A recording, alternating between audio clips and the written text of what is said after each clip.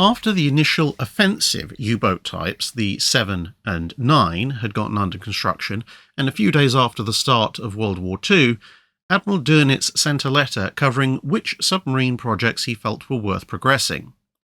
Amongst this was a request for 3 large U-boats to act as submarine tankers to refuel and resupply other U-boats at sea. This was the start of the Type XIV project. To save time, the then-in-development Type 9D was taken as a starting point, but widened and deepened quite considerably to expand the space between the pressure hull and the outer casing. This would allow additional fuel tanks to be fitted and the existing ones to be enlarged, as well as additional storage inside and outside the pressure hull for dry stores and some spare torpedoes to go with the almost 450 tons of extra fuel that could now be carried. After some initial tests on a hull model showed that the submarine had the speed characteristics of a sedative-laden sloth, the bow was made considerably finer and speed crept up to a just about acceptable for a non-combat submarine speed of a little under 15 knots when surfaced.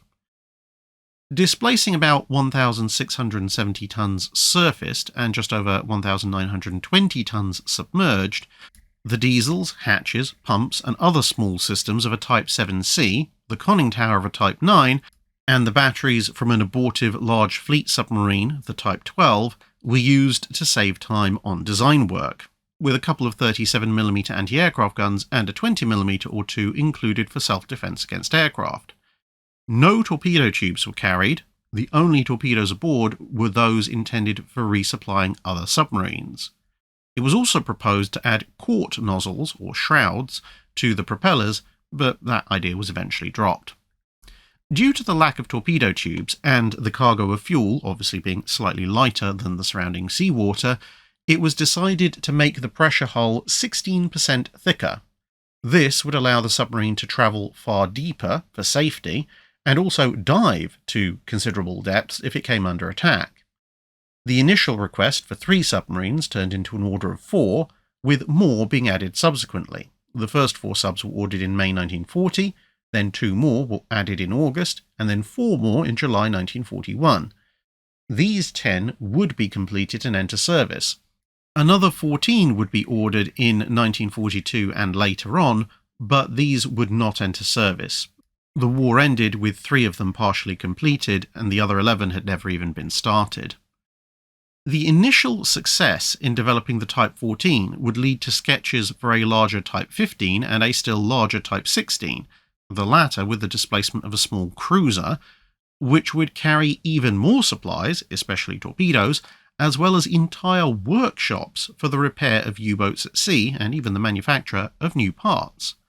Those projects, however, would not progress.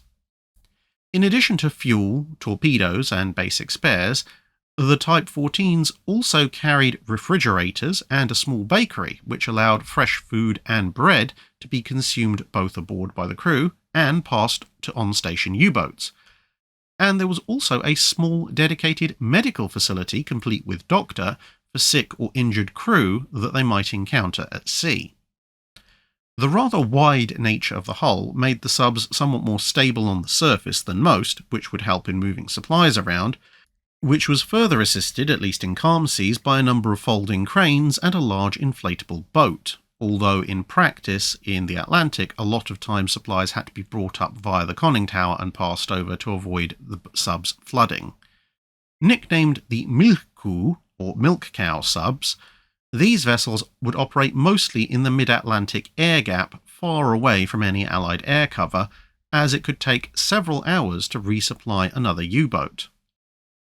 Due to their force multiplier status, such as allowing even a Type 7 to operate for an extended period off the US East Coast, these subs were an Allied priority target, since sinking a single combat U-boat of course took it off the roster, but sinking a single Type 14 could force many U-boats to cut short their patrols and head home, which would have a much greater immediate effect, and this would be multiplied by the fact that unless there was a replacement for the lost Type 14, all subsequent U-boat operations in that area would likely be somewhat curtailed.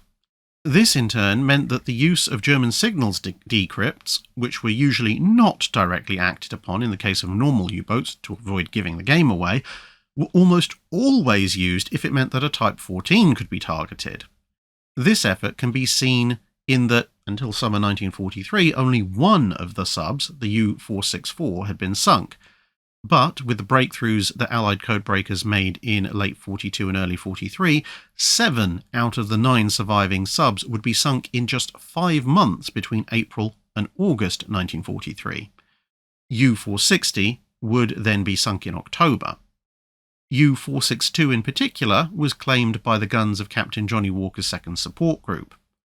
The very last survivor was U-488, which managed to undertake 2 patrols in 1943, but on its 3rd patrol in April 1944, she was sunk just 4 days after leaving port by a hunter-killer group of American destroyer escorts centered around the escort carrier USS Croatan, which was quite happily making other things disappear for a change.